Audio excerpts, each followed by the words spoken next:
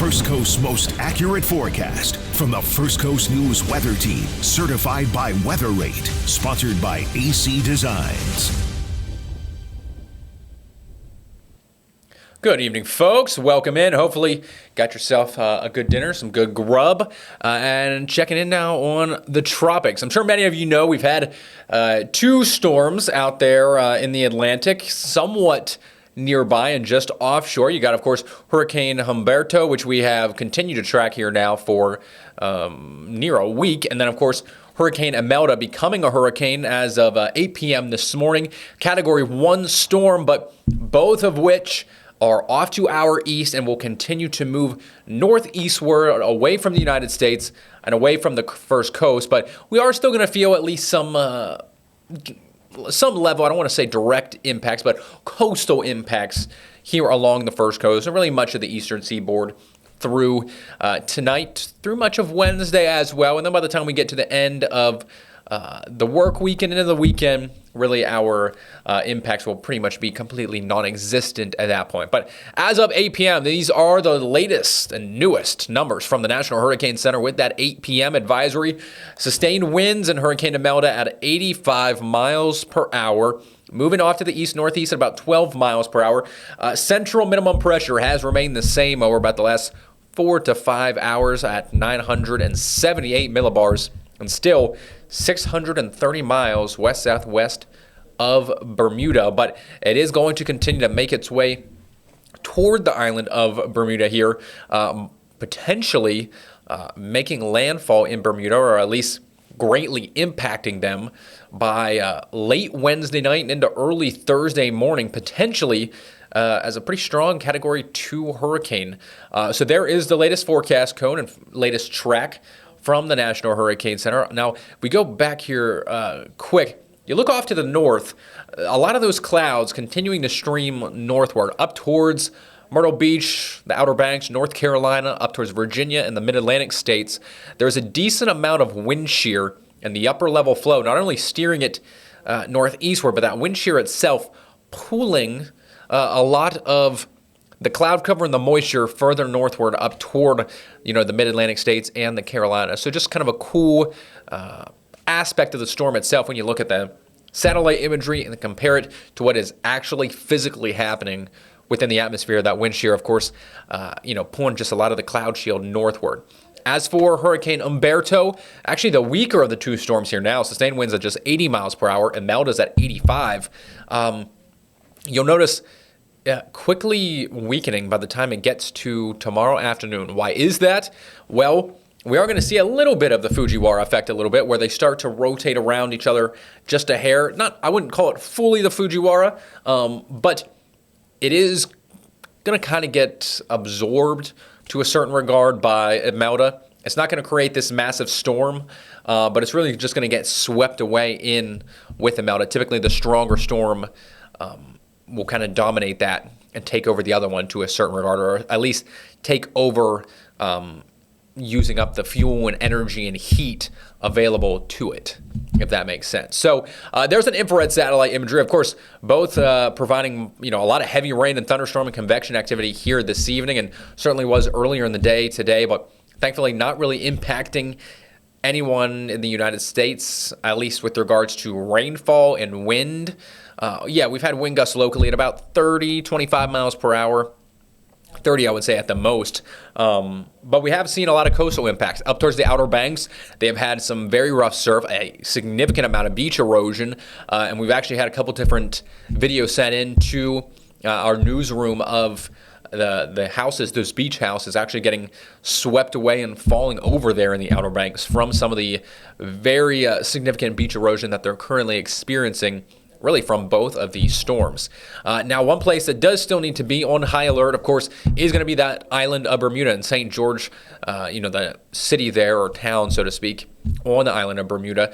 About 65,000 people do actually live on that island, but there is a hurricane warning in place for them. And you'll notice, that forecast cone went right over Bermuda. So Bermuda still going to be impacted by Imelda here over the next 2 days. Back here at home, really just dealing with those coastal impacts. High surf advisory still in place. small craft advisories for all of our marine waters as we continue to still see some quite rough surf, wave heights at the beachhead and along the coastline, about 4 to 6 feet, but out at sea, still could see anywhere from about 7 to 12-foot waves offshore. So still some rough surf, high risk of rip currents across our area beaches. So just keep that in mind if you plan on heading out to any of our beaches here for your Wednesday or even through the end of the week, as it'll take a little bit for some of those beach conditions to slowly and gradually begin to improve. Now, looking ahead in the tropics, I went about 2 to 3 weeks out. So we're looking at October 15th to October 21st, because over about the next week, nothing too major really shown in the tropics, really. We've done a lot with Humberto and Imelda here over this past week. So over the next 7 days, National Hurricane Center doesn't really have anything currently highlighted. Between about October 7th and October 14th, there could potentially be a tropical wave move off the west coast of Africa, but for the time being, most long-range modeling is starting to show that recurving to the north, primarily because we're starting to approach that time of the year where you get these long wave troughs within the upper levels of the atmosphere. And what I mean by that is you'll get these big dips in the jet stream that provide those troughs, that provide those cold fronts sweeping in, that will often bring cooler temperatures to folks who live further northward from us, up across the Great Lakes and upper Midwest and the New England states. Fall-like weather for those folks. Once those big fronts really begin to sweep on in, it really does begin to become difficult for any storm to move off the west coast of Africa, make its way the whole way across the Atlantic, and still impact us without getting swept up by one of those fronts. Is it still possible? Yes, but it typically becomes harder the later in the season you go. Now, climatologically, by the time you get into the middle to latter portions of October, our eyes turn yet again to that Central American gyre, which we will often watch early in the season as well. So that's situated over southern Mexico, right over Central America, and that gyre can sometimes just spin out low pressure systems on either side, there in the Western Caribbean, the Bay of Campeche, or in the Eastern Pacific. And that's when, you could see the chance for a storm to develop. Now, I do want to stress, we have not really tapped into the heat, the moisture, and the energy available to some of these storms in the southern or southwestern Gulf or in the Western Caribbean. So there is plenty of juice available for a storm to develop, and some longer range models are just hinting at the idea that some areas of low pressure show at least the potential for maybe some tropical development by the time we get past that midway point in October and kind of towards the end of October. So a 40% chance of formation possible there, kind of in that darker red highlighted area. So just something we're going to keep close eyes on and tabs on here as we kind of progress into the Halloween month and the month of October, and just kind of monitoring that area. But I do want to stress, at least for the next 7 days, we're looking good. It's just that's really where we're going to start to watch over the next 2, 3, 4 weeks even. Now let's bring it back closer to home. Let's talk about what we're actually seeing outside right now. Still some moisture kind of streaming in from Imelda. It's rather light. We've dealt with a lot of this now for the past 2 days. Some very light, quick moving showers for the most part, making their way on shore and moving inland. Right now, a few spotty showers up towards northern Ware and Pierce counties, but really it's western Duval and north Clay or northwestern Clay that is seeing a little bit of some rain. So really just to the east and southeast of Baldwin, west of Oakleaf, we got a nice little quick moving downpour moving through western or southwestern Duval County, and again, just staying to the northwest of Middleburg and Clay County. Otherwise, not a whole lot of rain in the forecast, and certainly not any thunderstorm activity here tonight. Winds, they really haven't been all that terrible today. Gusts out there this afternoon were about 25 miles per hour. Out there right now, sustained about anywhere from 5 to 15. A little bit breezier out at Mayport and along the coastline, but honestly, that's not the worst we've seen here over the past couple of weeks. We've actually had stronger wind speeds and wind gusts from some of the nor'easter conditions and those stalled stationary fronts really over about the last 2 or 3 months. And unfortunately, that is actually going to set up again here by the end of the weekend. And in the weekend, we're going to experience that yet again. So I'll touch on that a little bit here later. Long story short, though, winds tonight, winds tomorrow, really not all that terrible. Out of the northeast, 15 to 20, perhaps upwards of 25 miles per hour through your Wednesday, midday, and afternoon. So it's going to be a little bit breezy, but we actually will have some drier air pulled in on the backside of Imelda, especially within the mid to upper levels of the atmosphere. And some of that will also work down to the surface. So that's not only going to allow our morning lows to dip down and cool off a little bit more so just because the air is going to be drier, but it's also really just going to squeeze out any real level of moisture that we have available to any showers tomorrow. So maybe an isolated chance across the southern part of the metro, but really it's going to be southern St. John's, Flagler, and perhaps eastern Putnam County for any rain chances tomorrow. And we actually do pretty desperately need the rain. Drought conditions have really continued to worsen, especially across our inland locations, and specifically for Jacksonville, we've only picked up 2.72 inches of rain, excluding any rainfall that we saw today, which I think we did pick up about 2 or 3/100ths of an inch. But long story short, I mean, 2 3/4 inches really isn't all that much for the month of September when we typically see over 7 inches. And you'll notice there, I mean, we're well over 4.5 inches below average for the entire month, and that's just in Jax. Now, I do know some of our coastal communities, you guys have actually picked up a little bit more so with regards to rainfall, especially St. John's and Flagler counties, thanks to some of the coastal showers that we had earlier in the month, but not everyone saw that. Many of our friends in inland southeast Georgia, out towards the Suwannee, Columbia County, Union, Bradford, Baker County, rather dry. And actually the 9th dry September on record ever in Jacksonville, specifically at the Jacksonville International Airport, again with that 2.72 inches. Even with the rainfall we saw today, still one of the top 10 driest Septembers ever. So the faucet has kind of shut off here, even with all of the tropical systems that we've been tracking, because they've all generally stayed offshore and recurved to the north or northeast. Those tropical rains we climatologically typically see during this time of the year just never really came. And we haven't had a whole lot of diurnal showers, or what I mean by that is just those daytime sea breeze showers and thunderstorms. The time for that has kind of come and passed. We just really haven't had a whole lot of activity, and certainly won't tomorrow either.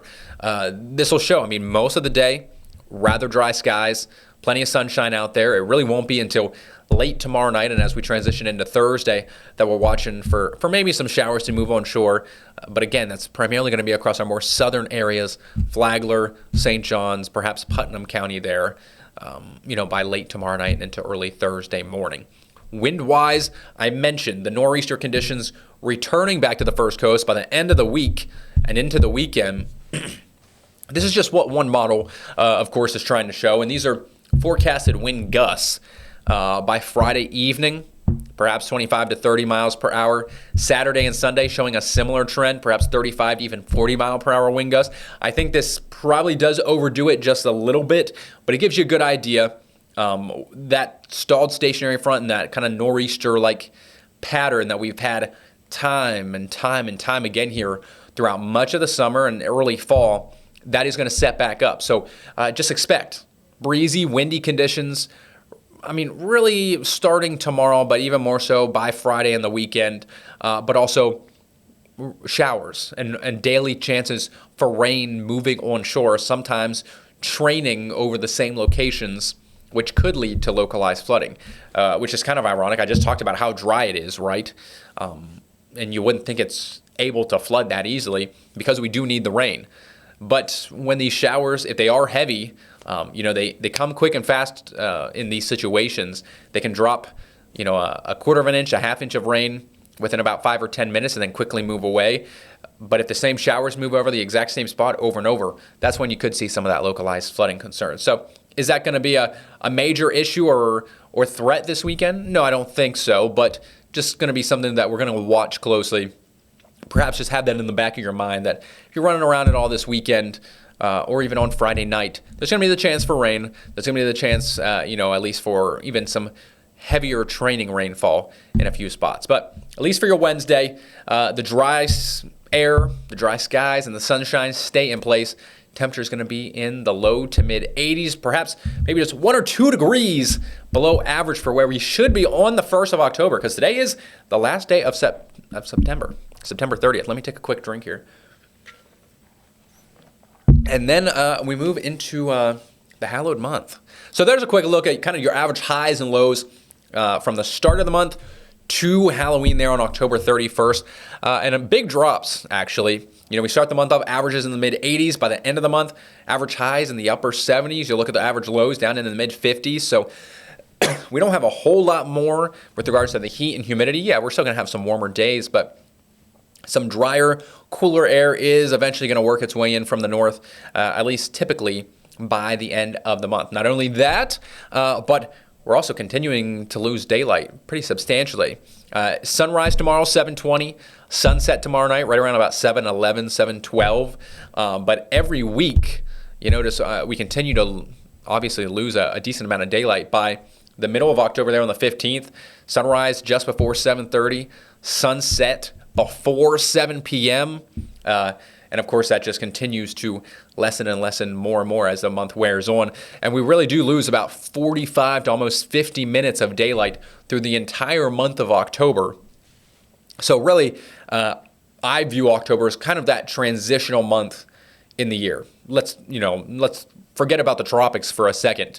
It's really when we go from the warmth and the humidity, although you will have a few days like that, by the end of the month, and as you look really closer to Halloween and the start of November, those much shorter days, sunsets are much earlier, sunrise much later into the morning as well, and you're getting some of those cooler mornings, some cooler afternoons even at times. So that transition period from any last gasp of summer to much more fall to even early winter conditions at times, which of course we know winter's really not winter per se for someone who's from the north here. Winters are of course rather mild most of the time across the First Coast. Okay, so let's talk a little bit about the moisture, right? And our rain chances. I mentioned the dry air is in place tomorrow. That's why we're going to see sunshine, limited rain chances for your Wednesday. By Thursday, a little bit of a nose sneaking its way back in there from the southeast. That'll primarily bring some showers for areas south of I-10. So along and south of I-10, showers on Thursday, but really even more so by Friday and into the weekend. That stalled front, you can almost see it's pretty much right smack dab in the middle of where those greens are at, pulling in moisture off the Atlantic Ocean and right onto the First Coast. That's why we are expecting onshore moving showers through Friday, Saturday, and Sunday, and of course a little bit on Thursday as well. So it'll be a little bit cooler, breezy, winds out of the northeast, 15 to 25 miles per hour, gusts upwards of 30. We'll watch for those showers on Thursday, about 40% coverage area, but by Friday, Saturday, Sunday, we're talking about 60% coverage area. So certainly going to be some more scattered showers out there, and that stiff northeast breeze as well. So might be impactful not only for your Friday night plans, heading out to a patio, grabbing yourself a nice dinner, or maybe you're just grilling out there with your family. Also might impact Friday night football. I feel like we kind of lucked out here so far this season. We've had a few Fridays where we've had some rain, but compared to last year, where I feel like it rained almost every single Friday, or at least we had thunderstorms somewhere. Besides week 1 and maybe a little bit last week, we haven't had a whole lot of Friday nights that were truly impacted and deterred with regards to rain. This might be one of those. I'm not going to lock it in just yet, but it certainly looks like we could, at the very least, see some very breezy conditions and some off and on showers kind of moving their way through the area for Friday night football. So this is just a quick look at just some of the games. Our sports team, Chris Porter and Ashley Gonzalez, and of course all of our photographers and folks who go out and grab video and shoot the highlights for these games are going to be out at this coming Friday. And last but not least, of course, our Sideline 2025 Game of the Week between the Decoy Creek Toros and the Beachside Barracudas. That's just a fun word to say, Barracudas. I can't wait for Lewis Turner and I to talk about this tomorrow. But kickoff at 7 o'clock. I mean, yeah, there's going to be some showers around. If you're just looking ahead, perhaps you got your aunties, your uncles coming in to watch some football, to watch the nephews here this weekend, or on Friday, I should say. Make sure they bring a towel, blanket, dry the bleacher off a little bit, because we do expect some of them to be, wet, damp at the very least, with some of those showers around. The lightning risk seems rather low, so that is the good thing. I don't think we'll have lightning delays, but might just be a little bit of a wet, showery Friday night out there for Friday night football. Then looking ahead to Saturday and Sunday, still pretty similar here. And I know I got some time left, but I do actually kind of want to spend a little bit of time on the weekend forecast. I'm going to stay on the football trend here a little bit. We've got Georgia at home playing Kentucky.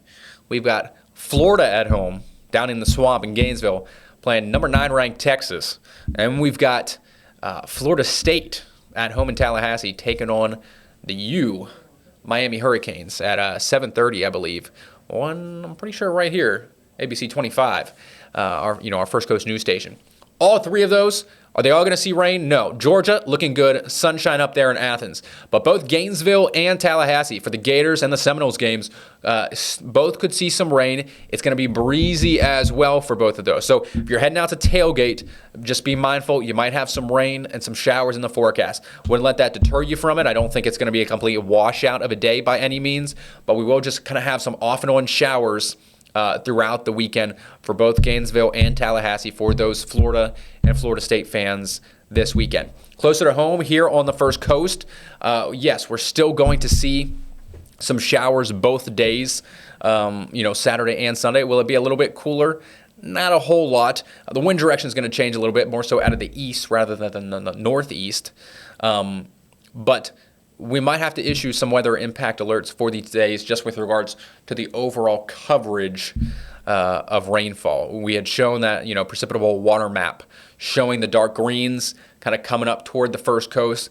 There could be a decent amount of moisture and rain available within the mid to upper levels of the atmosphere that could produce some hefty totals. So because of that, and just for people who have outdoor plans, even with the football games on Saturday, it could be rather impactful to anything you might have planned outdoors this weekend. So for both Friday night football and for anything that you might have planned Saturday and Sunday, just remember, just write it down already, chance of rain this weekend.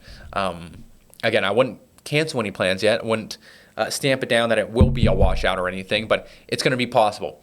Lightning risk this weekend, as I mentioned on Friday night, seems rather low for the time being. Is it possible? Yes, of course, but we are not expecting widespread thunderstorms. We're expecting scattered showers, off and on showers moving on shore with those northeasterly breezes and winds.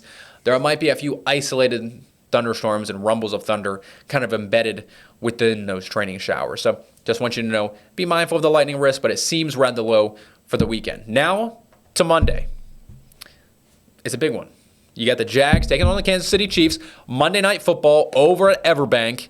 We don't typically get too many night kicks here in the River City by the Sea here in Jacksonville. So got to make the most of it while you can. Of course, Patrick Mahomes, Travis Kelce coming to town. Andy Reid, three-time Super Bowl champions? I don't know. I've lost track because they've won several. Coming to town perhaps. Taylor Swift even going to be here? That would be something if Taylor Swift comes to Jacksonville for the Chiefs and Jags game. That is a story. Not to be sidetracked, but nonetheless, there is going to be the chance for some rain, and I think a slightly better chance for some thunderstorms even on Monday. So if you're taking the day off to tailgate out there, of course, we're going to have live coverage. I believe meteorologist Robert Spetta is planning on heading out over to the tailgating lots and over to Everbank Stadium for our newscast on Monday evening. Just note, there is still going to be that chance for rain, the chance for thunderstorms. I think the overall storm threat and lightning risk will occur prior to the kick. Remember, Monday Night Football doesn't kick off until about 8:30, I think. So the game may have some rain around, but the lightning during tailgating hours leading up to it might be dangerous. So just note there's the possibility for that. Of course, check back in with us over the next couple of days, and we're going to fine-tune that. But it's going to be a big game between the Jags and the Chiefs. Hopefully, the Jags can continue this winning streak against, the Chiefs, who have looked rather vulnerable at times this year. I don't think they're necessarily the Chiefs of old, although they have looked good the last week or two. But maybe if the weather does play a factor, it is more than likely going to be at least a little bit breezy out there, could impact the kicking game just a hair. But if it is raining, certainly, might bode well for the Jags, make things a little bit interesting in the turnover department. So let's wrap it up, tie a bow. I've had the 7-day on for a bit. Dry skies, sunshine for your Wednesday tomorrow. Going to be breezy out there. Similar story for Thursday with regards to the wind, but we will have a slightly better chance for some scattered showers, primarily for areas along and south of I-10.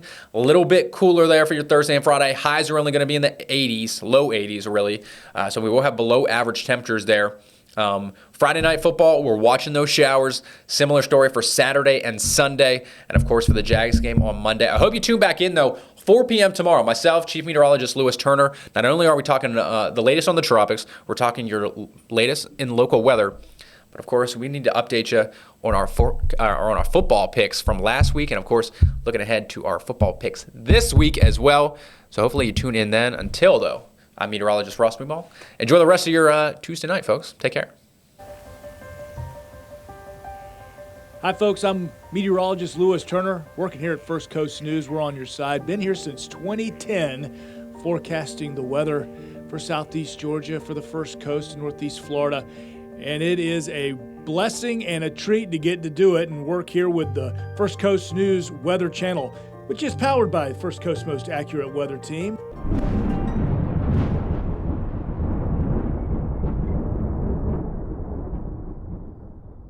Is making sure you are prepared to start your day. I grew up watching First Coast News. I grew up watching Tim Deegan. Meteorology is not only my job, it's my hobby. I love being a meteorologist. I love being a part of your day. When it comes to a forecast, trust isn't just one thing. Trust is the only